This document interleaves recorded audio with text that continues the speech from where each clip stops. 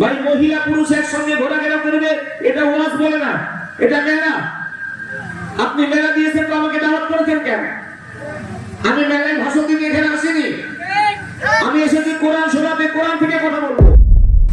আমরা বহু ওয়াজ শুনেছি যে বাবা মা সন্তানের কাছে অবহেলিত, সন্তান শিক্ষিত হয়, চাকরি করে, ফ্ল্যাটে থাকে, শহরে যায়, বাবাকে মর্যাদা দেয় না, মাকে ভালোবাসে না, মাকে তার ঘরে যত্ন নেয় না। এরকম অনেক ওয়াজ শুনেছি যে সন্তান বাপ মার সঙ্গে অসৎ আচরণ করে, সন্তান ছেলে মেয়ে বাপ মার সঙ্গে খারাপ ব্যবহার করে। এর করণীয় কি? সন্তান কিভাবে বাপ মাকে ভালোবাসবে, মহব্বত করবে? কিন্তু আজকে আমি একটা ভিন্ন সাবজেক্ট নিয়েছি। সন্তানের ওয়াজ তো অনেক শুনেছেন, আপনি যিনি বাবা রয়েছেন, যিনি মা রয়েছেন, আপনার তো নৈতিক দায়িত্ব রয়েছে যে আপনার ছেলেটাকে কিভাবে আদর্শবান গঠন করবেন, আপনার ছেলেটাকে কিভাবে সুশিক্ষায় শিক্ষিত করবেন, আপনি আপনার মেয়েটাকে কিভাবে সুশিক্ষায় শিক্ষিতা বানাবেন। এই দায়িত্ব তো আপনি গার্জিয়ান, আপনি বাবা, আপনি মা, আপনার উপরে রয়েছে। সেটা আপনি কতটুকু পালন করেছেন? আজকে আপনি পবিত্র কোরআন থেকে তার পক্ষ না পক্ষ ভাবে আলোচনা শুনতে পাবেন ইনশাআল্লাহ। সম্মানিত ভাইরা আমার, সেই জন্য আল্লাহ রাব্বুল আলামিন পবিত্র কোরআনুল কারীমে কত সুন্দরভাবে বর্ণনা দিচ্ছেন। আসেন আমরা পবিত্র কোরআন থেকে আলোচনা শুনি। সম্মানিত হাজিরিন, আল্লাহ রাব্বুল আলামিন পবিত্র কোরআনুল কারীমে জানায় দিলেন, আল্লাহ বলেন ওয়ালাকাদ আতাইনা লুকমানাল হিকমা। আল্লাহ রাব্বুল আলামিন तमाम বিশ্ববাসীকে ডাক দিয়েছেন, ও বিশ্ববাসী, পৃথিবীর মানুষ, তোমরা মনে রেখো, আমি তোমাদের রব তোমাদের জন্য ঘোষণা দিলাম, আমি তোমাদের রব তোমাদের জন্য বলছি, আমি আল্লাহ রাব্বুল আলামিন, আমি আমার লোকমানকে পরীক্ষা দিয়েছি, আমি আমার লোকমানকে জ্ঞানের উচ্চ আসন দান করেছি। মুসলমান বন্ধু আমার, এখন আপনারা আমায় প্রশ্ন করবেন, মাওলানা আল্লাহ রাব্বুল আলামিন লোকমানকে কি এমন জ্ঞান দিয়েছিলেন যার কারণে আল্লাহ রাব্বুল আলামিন লোকমানের নামটাকে কোরআনুল কারীমে লিপিবদ্ধ করে দিয়েছেন? সম্মানিত হাজিরিন, মুফাসসিরে কেরাম আয়াতের তাফসীর করেছেন, এই আয়াতের ব্যাখ্যা করেছেন। কে সেই লোকমান? যে লোকমান সম্পর্কে আল্লাহ রাব্বুল আলামিন কোরআনে আয়াত নাযিল করেছেন, শুধু আয়াত নাযিল করেছেন তা না, যে লোকমান সম্পর্কে আল্লাহ রাব্বুল আলামিন বর্ণনা দিতে গিয়ে সেই লোকমানের নামকরণে পূর্ণাঙ্গ কোরআনে একটি সূরাও নাযিল করে দিয়েছে। সুবহানাল্লাহ বলবেন না? আর একটু মহব্বতে বলা যায় না? শুধু যে তার নামকরণে আয়াত নাযিল করেছেন তা না, তার নামে পূর্ণাঙ্গ সূরা নাযিল হয়েছে কোরআনে। এখন বলবেন সেই লোকমানটা কে? প্রশ্ন আসছে। জগৎ বিখ্যাত মুফাসসির হাফেজ ইবনে কাসির রাহমাতুল্লাহ আলাইহি লিখছেন, কে সেই লোকমান? যেই লোকমান ছিলেন হযরত মুসা কালিমুল্লাহর জামানার অনেক আগের একজন মানুষ। যেই লোকমান দেখতে ছিল কালো, শর্ট, নাকটা চ্যাপ্টা, এইরকম একজন গরিব পরিবারের সন্তান। কে সেই লোকমান?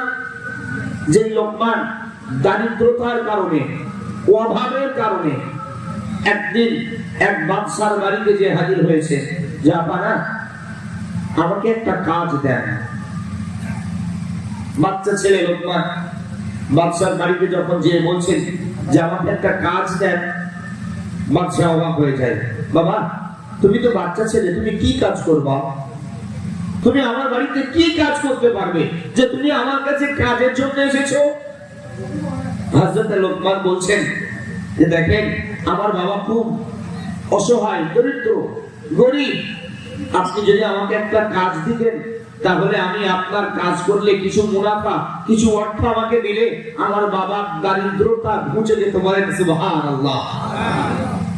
বাচ্চা লোকমানের চেহারার দিকে তাকায়, বাচ্চা ছেলে দেখতে কালো, শর্ট ফিগার, নাক চ্যাপ্টা, দেখে বলছে ঠিক আছে বাবা, তুমি যখন এসেছো আমার বাড়িতে কাজের জন্য, তা আমি একটা তোমাকে কাজ দিলাম।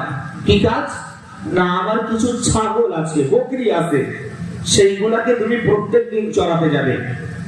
সেই ছাগলগুলাকে চড়িয়ে আমার ছাগল রাখার জায়গা যেখানে রয়েছে সেখানে রাখবে, আবার পুনরায় তুমি তোমার বাড়িতে যাবে। এইভাবে প্রত্যেকদিন ছাগলগুলো যদি চড়াও, আমি বিনিময়ে তোমাকে কিছু পারিশ্রমিক দেব। সম্মানিত হাজিরিন, ওমা খানিকারা মনে রাখ, গভীর মনোযোগ দাও। আল্লাহর প্রিয় গোলাম হযরত লোকমান হাকিম রাহমাতুল্লাহ আলাইহি তার মুনিবের কথা মতো প্রত্যেকদিন মুনিবের ছাগলগুলাকে নেয়, ছাগলগুলাকে নিয়ে প্রত্যেকদিন জঙ্গলের কিনারায় চলে যায়। জঙ্গলের কিনারায় গিয়ে ছাগলগুলাকে ছেড়ে দেয়। ছাগলগুলাকে ছেড়ে দিয়ে আল্লাহর প্রিয় গোলাম লোকমান আল্লাহর জমিনে চুপটি মেরে বসে যায়, সুযোগে বসে যায়। টানা মুফাসসিরে কেরাম লিখতেছেন, হযরত লোকমান ছাগলগুলাকে ছেড়ে দেয়, আল্লাহর জমিনে চুপটি মেরে বসে থাকে। ঠোঁটগুলোতে বিট করে বলে কি জানো, তার জবাব দিয়ে বলতে থাকে, মুসলমান বন্ধু, আল্লাহর কুদরতি ক্ষমতায় ছাগলগুলা লোকমানের চতুর্পাশে ঘুরে সন্ধ্যের আগে আগে অটোমেটিক তাদের পেট ভর্তি হয়ে যায়। হযরত লোকমান প্রতিদিন ছাগল চড়ায়, আর অন্য রাখাল যারা তারাও তাদের ছাগল নিয়ে প্রত্যেকদিন জঙ্গলের কিনারায় চড়াতে যায়। মুসলমান ভাইরা আমার, কিতাব লিখতেছে লোকমানের ছাগলের পেট প্রত্যেকদিন ভর্তি হয়, অন্য রাখালের ছাগলের পেট ভর্তি হয় না। তারা চিন্তায় পড়ে যায়, কি ব্যাপার, লোকমান একই জায়গায় বসে ঠোঁটগুলো বিড়বিড় করে দাঁড়ায় আর তার ছাগলের পেট ভর্তি হয়, আমরা প্রত্যেকদিন ছাগলের পিছে দৌড়াই, তথাপিও আমাদের ছাগলের পেট ভর্তি হয় না। এর কারণ কি? চল আমরা লোকমানকে জিজ্ঞাসা করি, ও লোকমান, কিসের কারণে তোমার ছাগলের পেট ভর্তি হয়? তুমি কি কোনো মন্ত্র জানো যেই মন্ত্রের কারণে তোমার ছাগলের পেট ভর্তি হয়? সম্মানিত হাজিরিন, আমি আপনাকে গল্প শোনাচ্ছি না, আমি আপনাকে ঘটনা শোনাচ্ছি না। আল্লাহ রাব্বুল আলামিন বলেছেন, ওয়ালাকাদ আতাইনা লোকমানাল হিকমা, আমি লোকমানকে প্রজ্ঞা দিয়েছি। লোকমানের জ্ঞানের পরিধি কত সে সম্পর্কে আল্লামা জালালউদ্দিন সুয়ুতী লিখতেছেন, আল্লাহ লোকমানকে কত জ্ঞান দিয়েছিলেন, কত জ্ঞানের অধিকারী লোকমান ছিলেন। মুসলমান, হযরত লোকমান প্রত্যেকদিন ছাগল চড়ায়, অন্যান্য রাখালগুলা তারা লোকমানকে ফলো করে। ডাক দিয়েছে, লোকমান, আমরা দেখছি তুমি তোমার জবান নাড়িয়ে ঠোঁট নাড়িয়ে বিড়বিড় করে কি যেন পাঠ করো। ও ভাই লোকমান, বলো বলো কি মন্ত্র তোমার জানা রয়েছে যেই মন্ত্রের কারণে তোমার ছাগলের পেট ভর্তি হয়? ভাই লোকমান, বলো কি মন্ত্র তোমার জানা আছে যেই মন্ত্রের কারণে তোমার ছাগলের পেট ভর্তি হয়? লোকমান বলছেন, সাথীরা, তোমরা কি শুনবা কি মন্ত্র সেটা? রাখালগুলো কয়, হ্যাঁ, আমরা ওই মন্ত্র একটু জানতে চাই, শিখতে চাই। আমরা ছাগলের পিছে দৌড়ে দৌড়ে নাজেহাল হয়ে গিয়েছি, আমরা আর পারতেছি না, তুমি একটু আমাদেরকে শিখিয়ে দাও। সম্মানিত ভাইরা আমার, ওয়ালা ধার্মিকেরা বোনেরা, আল্লাহ রাব্বুল আলামিন সে সম্পর্কে কোরআনে নাযিল করলেন। আল্লাহ বলেন, ফাযকুরুনি আযকুরকুম ওয়াশকুরুনি ওয়ালা তাকফুরুন। আল্লাহ রাব্বুল আলামিন तमाम বিশ্ববাসীকে সম্বোধন করে জানা দিলেন, ও বিশ্ববাসী, পৃথিবীর মানুষ, তোমরা মনে রেখো, আমি তোমাদের রব ঘোষণা দিলাম, ফাযকুরুনি আযকুরকুম। বান্দা বান্দি, যদি তোমরা আমার জিকির করতে পারো, আমার স্মরণ করতে পারো, আমার গুণগান গাইতে পারো, আমি আল্লাহ রাব্বুল আলামিন, আমি আল্লাহ তোমাদের স্মরণ করব। সুবহানাল্লাহ। আল্লাহর কোরআন বলছে, আল্লাহ বলছেন, ফাযকুরুনি, তোমরা আমার স্মরণ করো, আমার জিকির করো, আমার গুণগান গাও, আযকুরকুম, আমি আল্লাহ তোমাদের স্মরণ করব। লোকমান রাখালগুলোকে ডেকে ডেকে বলছেন, ভাইরা, আমি লোকমান কোনো মন্ত্র পাঠ করি না, আমি লোকমান কোনো জাদু জানি না, আমি লোকমান জমিনে বসে বসে আমার মুনিবের প্রশংসা করি, চিল্লিয়ে পড়ি সুবহানাল্লাহ। রাখালগুলো অবাক, লোকমান, তুমি পাও কি? তুমি এখানে বসে তোমার মুনিবের প্রশংসা করো? আর গরিব বুঝি রাজদরবার থেকে সব বুঝতে পারে। ওরা তো আর জানছে না লোকমান কোন মুনিবের কথা বলছে। কথা বুঝতেছেন? কথা কয় না, ভাষা বুঝতেছেন? হাজিরে মাজলিস, একটু আমার কথা উত্তর দেওয়ার চেষ্টা করবেন, তাহলে আলোচনা করতে মজা লাগবে। হাজিরে মাজলিস, যে আলোচনা করতেছিলাম, হযরত লোকমান প্রত্যেক দিন বকরিগুলাকে চড়াতে যায়। আর রাখালগুলা জিজ্ঞাসা করছে, ভাই লোকমান, কি মন্ত্র তুমি পাঠ করো যে মন্ত্রের কারণে তোমার ছাগলের পেট ভর্তি হয়? লোকমান কয়, আমি তো কোনো মন্ত্র পাঠ করি না, আমি জমিনে বসে আমার মুনিবের প্রশংসা করি। ওয়াজ মনে আছে নি? কথা হয় না, মনে আছে তো? আলহামদুলিল্লাহ। লোকমান কয়, আমি আমার মুনিবের প্রশংসা করি। রাখালগুলা বলছে, তোমার মুনিব তো রাজদরবারে আরামের সিংহাসনে বসে আছে, আর তুমি এখান থেকে মুনিবের প্রশংসা করছো, মুনিব সব বুঝতেছে? লোকমান কয়, সাথীরা, তোমরা যেই মুনিবের প্রশংসার কথা বলতেছো, আমি লোকমান সেই মুনিবের প্রশংসা করছি না। আমি লোকমান যেই মুনিবের প্রশংসা করছি, তিনি শুধু আমার পৃথিবীর মুনিব এক আমল, তিনি গোটা জমিন আসমান সমস্ত মাখলুকাতের মুনিব। বলেন সুবহানাল্লাহ। সম্মানিত হাজিরিন, হযরত লোকমানের ডাকের সঙ্গীগুলো আমরা ডাক দিয়েছেন, ও লোকমান, সেই মুনিবের প্রশংসা করলে লাভ কি হয়? লোকমান ডাক দেয়, পায় সাথীরা, সেই মুনিবের প্রশংসা যদি করা যায়, মুনিবের থেকে রহমত নাযিল হয়, মুনিবের দয়া অটোমেটিকলি অবতীর্ণ হয়ে যায়। রাখালগুলা ডাক দিয়েছেন, লোকমান, আমরাও সেই মুনিবের প্রশংসা করতে চাই, আমরাও সেই মুনিবের গুণগান গাইতে চাই। ও লোকমান, আমাদেরকেও একটু শিখায়া দাও। মুসলমান বন্ধু, সংক্ষেপে এতটুকু আপনারা শুনে রাখেন। হযরত লোকমান দিনের পর দিন রাখাল সঙ্গীগুলোকে আল্লাহ সম্পর্কিত তথ্য দিতেছেন।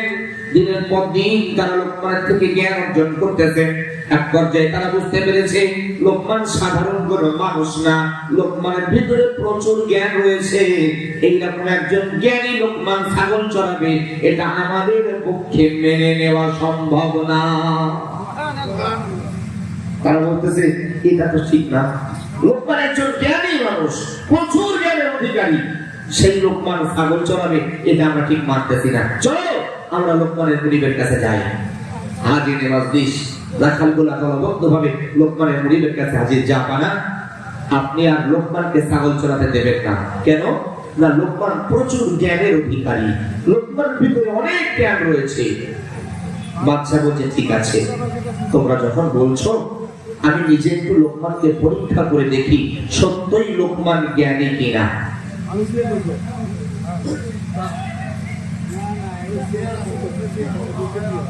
সম্মানিত হাজিরিন, হযরত লোকমান প্রতিদিনের ন্যায় আজও ছাগলগুলাকে নিয়ে বাড়ি ফিরেছে।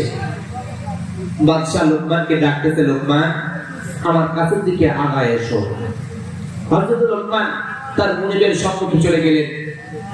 লোকমানের বাদশা মুনিব দেখে বলছেন, ও লোকমান, আমার যে ছাগলগুলা তুমি চড়াতে যাও, তার ভিতরের সব থেকে তাজা, সুন্দর, হৃষ্টপুষ্ট ছাগল যেটা, সেটাকে জবাই করো। এবার কিন্তু ওয়াজ বোঝা লাগবে। আপনি যদি না মাথায় ঢোকান, কাল সকালে বলবেন কলিকাতার বক্তা কি ওয়াজ করেছে কিছুই বুঝলাম না। একটু ভালো করে মগজে ঢোকানো লাগবে। আমি তো চাইলে মামলাদার কেসটা কাহিনী 14 পুরুষের ঘটনা বলে চলে যেতে পারতাম।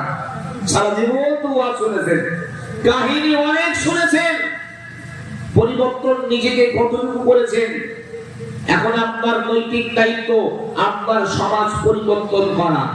কিভাবে করবেন তার তথ্য কোরআন থেকে দিতেছি। লোকমান মুনিবের কথা মতো সুন্দর একটা ছাগল জবাই করলেন। পরিষ্কার পরিচ্ছন্ন করে ছাগলের ভিতর থেকে কলিজা বললেন তো আপনারা, দিল, কলিজাটাকে বার করেছে। বার করে মুনিবের কাছে যে হাজির, জাপানা, এটা হলো এই ছাগলের সব থেকে দামি জিনিস। লোকমান মুনিব আবার ডাকতেছেন, লোকমান, অবশিষ্ট যে ছাগলগুলা তোমার কাছে আছে, ওই ছাগলগুলার মধ্যে আরো একটা সুন্দর ছাগল দেখে জবাই করো। পরিষ্কার পরিচ্ছন্ন করে তার ভিতরের সব থেকে খারাপ জিনিস যেটা, প্রথমে কি জিনিস আনতে বলেছিল? ভালো জিনিস। দ্বিতীয়বার সব থেকে খারাপ জিনিস যেটা আমার কাছে নিয়ে এসো। সম্মানিত হাজিরিন, কিতাব বর্ণনা দিতেছে আল্লামা জালালউদ্দিন সুয়ুতী লিখছেন, আল্লাহর প্রিয় গোলাম হযরতে লোকমান দ্বিতীয়বার আবার সুন্দর একখানা ছাগল জবাই করলেন। পরিষ্কার পরিচ্ছন্ন করার পর আবার ছাগলের ভিতর থেকে কলিজাখানা বার করেছেন। কলিজাখানা বার করে মুনিবের সম্মুখে যে ডাক দেয়, জাপানা এই নেন, এটা হলো এই ছাগলের সব থেকে খারাপ জিনিস। লোকমান এমনি অবাক হয়ে যায়, ডাক দিয়েছে লোকমান, ও লোকমান, একটু আগে তোমার সঙ্গীরা, তোমার সাথীরা আমার কাছে আবদার করেছে তুমি নাকি প্রচুর জ্ঞানের অধিকারী। ও লোকমান, আমি তো তোমাকে জাস্টিফাই করার জন্য, পরীক্ষা করার জন্য দেখছি, এখন তোমার ভিতরে কোনো জ্ঞান নাই, বরং তোমার মাথার ব্রেন খারাপ হয়েছে। ও লোকমান, তোমার সাথীরা বলে তুমি প্রচুর জ্ঞানী, আমি পরীক্ষা নেবার জন্য তোমাকে দুইটা প্রশ্ন করেছি, তুমি তো আমার পরীক্ষায় ফেল করেছো। লোকমান ডাক দেয়া কয়, জাপানা আপনি কেমনে বুঝলেন আপনার পরীক্ষায় আমি ফেল করেছি? লোকমানের মুনিব ডাক দেয়া কয়, ও লোকমান, আমি তোমাকে প্রথম ছাগল জবাই করে ছাগলের সব থেকে দামি জিনিস আমার জন্য অর্ডার দিয়েছিলাম। লোকমান, তুমি আমার কাছে ছাগলের কলিজা নিয়ে এসেছো।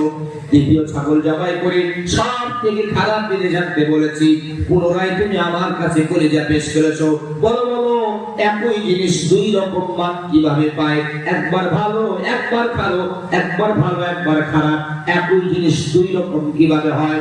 আল্লাহর নবী মুহাম্মদুর রাসূলুল্লাহ সাল্লাল্লাহু আলাইহি ওয়াসাল্লাম নবী আমার 1000 বছর পূর্বে সোনার জবানি হাদিসের মধ্যে জানিয়ে দিয়েছেন, ক্বালান নবী সাল্লাল্লাহু আলাইহি ওয়াসাল্লাম আলা ইন্না ফিল জাসাদি মুদগাতান।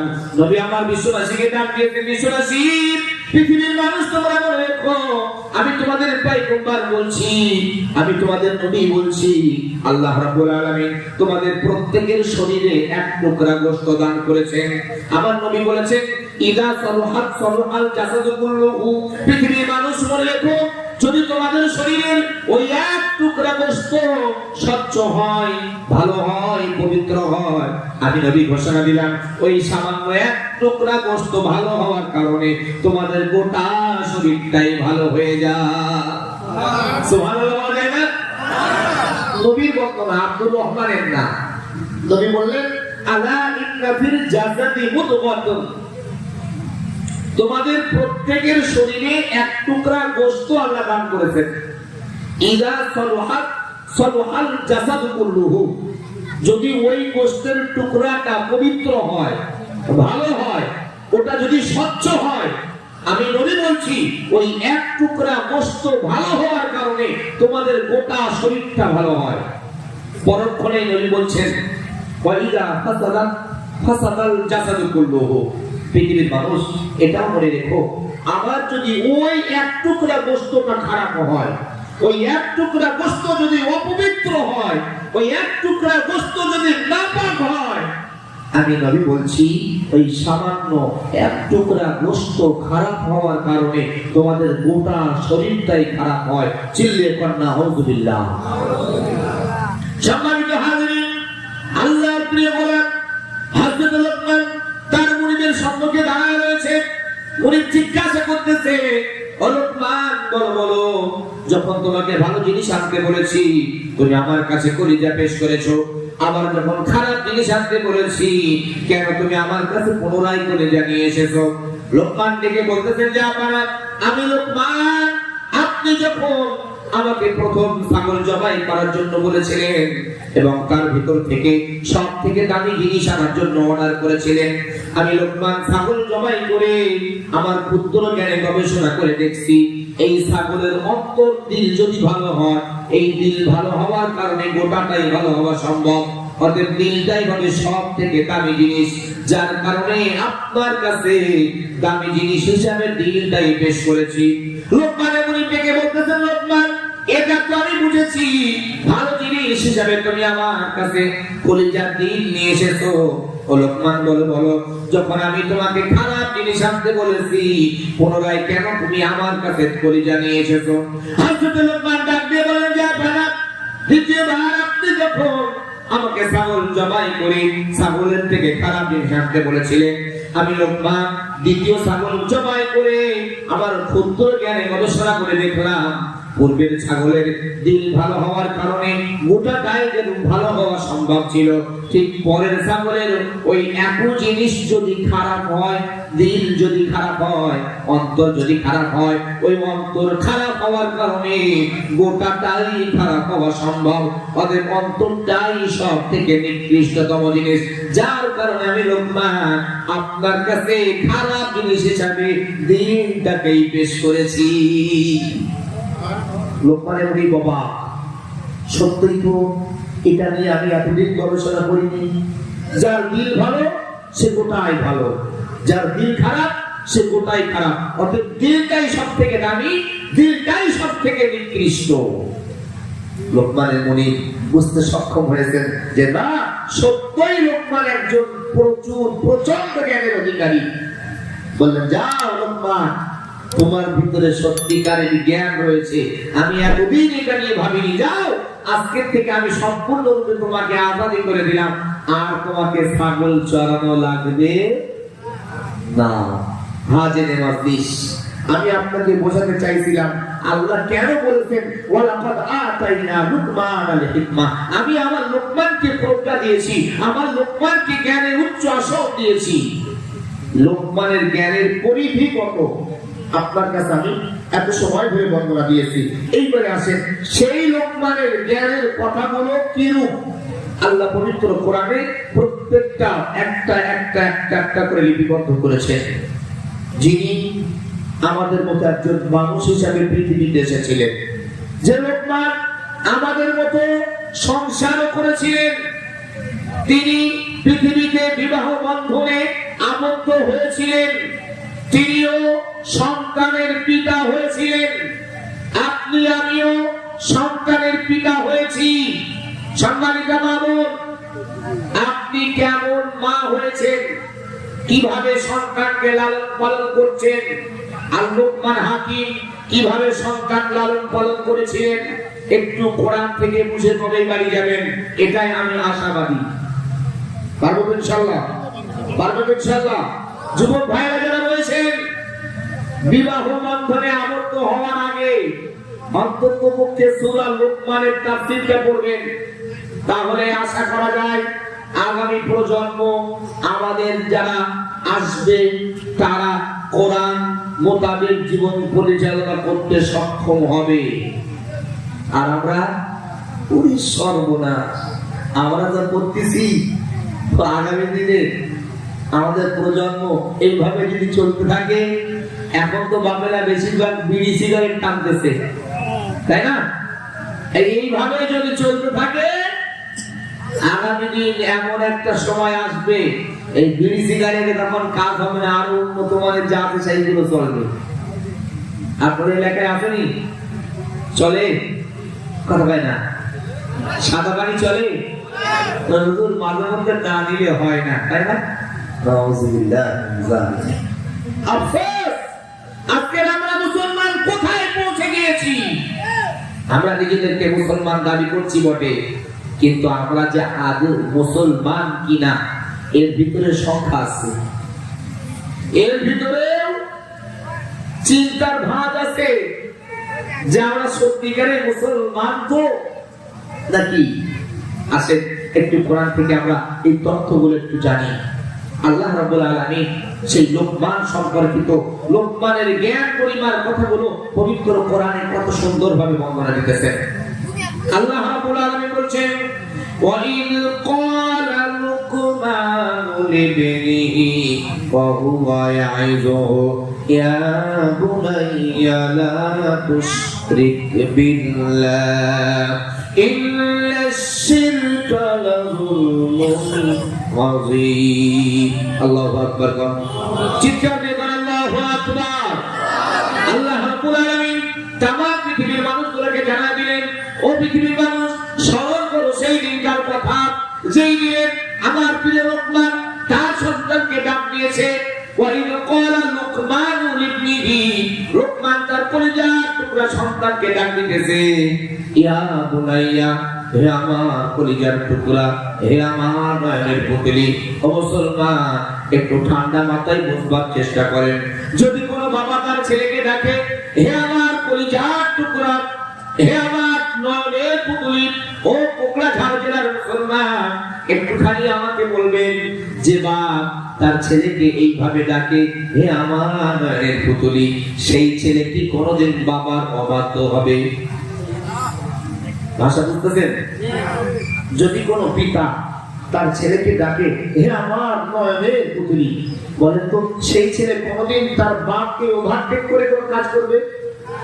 পক্ষান্তরে যদি কোনো বাপ তার ছেলেকে বলে, এই আব্দুল করিম, আমার পকেটে বিড়ির প্যাকেট আছে, নিয়ে আয় তো। আচ্ছা বলেন তো, যে বাপ তার ছেলের দিয়ে বিড়ি বওয়াবে, ওই বাপের ছেলে বড় হয়ে তো গাঁজা টানতে দিতে যাবে না? এর কথা না বলে, যে বাপ ছেলেরা দিয়ে বিড়ি আনাবে, ওই বাপের ছেলে তো গাঁজা টানতে বাধ্য হবে। আপনি পিতা হয়েছেন, আপনি আপনার ছেলেরে বলতেছেন, যা মুখের দোকান থেকে এক প্যাকেট ঠিক গোল্ড ফ্লেক নাকি বলে, দোকানে গিয়ে বলে শুনেছি, লিয়ায় পকেটের থেকে টাকা বার করে বাপ বেটার কাছে অর্ডার দিচ্ছে, বেটা নিয়ে আসতেছে সিগারেট। ওই ছেলে তো তখন থেকেই কল্পনা করে, বাপ যদি সিগারেট টানতে পারে, আমি টানলে দোষ কি? কথা বুঝলেন না? আপনি তো বাপ, আপনার তো নৈতিক দায়িত্ব ছিল আপনার ছেলেকে কোরআনে শিক্ষা দেওয়ার, দিচ্ছেন কি? একটু ভালো করে ভাবেন, গবেষণা করেন। লোকমান ছেলেকে ডাকছে, বেটা, হে আমার কলিজার টুকরা, লা তুশরিক বিল্লাহ। সুবহানাল্লাহ বলবেন না? লা তুশরিক বিল্লাহ। বেটা, তুমি আল্লাহর সঙ্গে শিরিক করো না, আল্লাহর সঙ্গে কারোর অংশীদার বানিও না, আল্লাহর আসনটা অন্য কাউরে দিও না। কেন? ইন্না শিরকা লাযুলমুন আযীম। এই শিরিক হলো সব থেকে বড় জুলুম, এই শিরিক হলো সব থেকে বড় অপরাধ। আসেন একটু আগায় যাই। হযরত লোকমান 2 নম্বরের ছেলেকে ডাক দিতেছে। আল্লাহ রাব্বুল আলামিন পবিত্র কোরআনুল কারীমে জানায় দিলেন, আল্লাহ বলেন, ইয়া বুনাইয়া ইন্নাহা ইন তাকুম ক্বালা হাব্বাতিন মিন খরদালিন ফাতাকুন ফি সাখরাতিন আও ফিস সামাওয়াতি আও ফিল আরদি ইয়াতি বিহাল্লাহ ইন্নাল্লাহা লাতীফুন খাবীর। সম্মানিত ভাইরা আমার, যে কথা বলছিলাম, হযরত লোকমান 2 নম্বরে ছেলেকে ডাকতেছেন। আল্লাহ রাব্বুল আলামিন কোরআনের ভিতর লিপিবদ্ধ করেছেন, কি বলে? আল্লাহ প্রিয় বলেন, হযরত লোকমান আমার ডাক দিলেন, ইয়া বুনাইয়া, ও আমার কলিজার টুকরা, ও আমার নয়নের পুতলি, ইন্নাহা ইন তাকু মিসকাল, যদি তুমি দেখো কোন জিনিস গোপন অবস্থাতে আছে, ছোট থেকেও ছোট। মুসলমান ভাইয়েরা আমার, গভীর মনোযোগ দেন। আল্লাহর কোরআন কত সুন্দর বর্ণনা দিতেছে। হযরত লোকমান হাকিম রাহমাতুল্লাহ আলাইহি তার কলিজার টুকরা সন্তানকে ডেকে ডেকে বলতেছেন, বেটা, আমি তোমার বাবা, তোমায় বলছি, তুমি শোনো, ইন্নাহা ইন তাকু মিসকাল, যদি তুমি দেখো কোন জিনিস ছোট থেকেও ছোট, গোপন অবস্থাতে আছে, ফাতাকুন ফি সাখরাতিন, যদি দেখো সেটা কোনো পাথরের উপরে আছে, আও ফিস সামাওয়াতি, যদি দেখো সেটা আসমানের কোনো একটা জায়গায় রয়েছে, আও ফিল আরদি, যদি দেখো জমিনের কোনো একটা জায়গায় রয়েছে, খবরদার মনে করো না কেবল তুমি একা সেটা দেখতেছো, তোমার সঙ্গে দেখতেছেন একজন, তিনি কে? আওয়াজ দিয়ে বলেন কে? হযরত লোকমান ডেকে বলছেন, বেটা, আমি তোমার বাবা বলছি, খবরদার গোপন মনে করে কখনো কারোর কিছু তুমি নিবা না। ও বেটা, আমি তোমার বাবা বলছি, গোপন মনে করে যদি কখনো কারোর কিছু তুমি নিয়ে নাও, পৃথিবীর কোন মানুষ যদি দেখতে না পায়, আল্লাহ রাব্বুল আলামিন সমস্ত অবগত রয়েছেন। অতএব আমি তোমার বাবা বলছি, গোপন মনে করে কখনো কোন জিনিস কারোর তুমি নিবা না। ও বন্ধু, আজকে আমার এই মজলিসে যত মানুষ বসে রয়েছেন, সম্মানিত মা বোন যারা রয়েছেন, একটু ভালো করে উপলব্ধি করেন, আজকে যদি আমার সমাজে আমরা যারা বাবা মা রয়েছি, আমরা প্রত্যেক সন্তানদেরকে যদি কোরআনের এই নসিহতটা করতে পারতাম, বেটা খবরদার গোপন মনে করে কারোর কিছু নিও না। বলেন এই সমাজে চোর থাকতো নাকি? চোর থাকতো? চোর হচ্ছে কারণ কি? আমরা যারা বাপ মা আমাদের ছেলেদেরকে কোরআনী শিক্ষা দিই না। হযরতে লোকমান হাকিম বললেন, বেটা গোপন মনে করে কারোর কিছু তুমি নিবা না। যদি না ময়দানে মাসরে তুমি তো হবেই হবে, তোমার সঙ্গে আমি তোমার বাবা, আমাকেও চোর হিসাবে আল্লাহ দান করাবে, চোরের বাবা হিসাবে আমাকেও দান করাবে। হবে আমি তোমার বাবা বলছি, খবরদার গোপন ভেবে কারোর কিছু তুমি নিও না। মুফাসসিরে কেরাম এই আয়াতের স্পষ্ট ব্যাখ্যায় লিখেছেন, লোকমান হাকিম 2 নম্বরের ছেলেকে বলেছেন, বেটা তুমি যেন কখনো চুরি করো না। এখন আমরা যদি আমাদের ছেলেদেরকে এই শিক্ষাটা দিই, বলেন পৃথিবীতে একটাও চোর থাকতো না।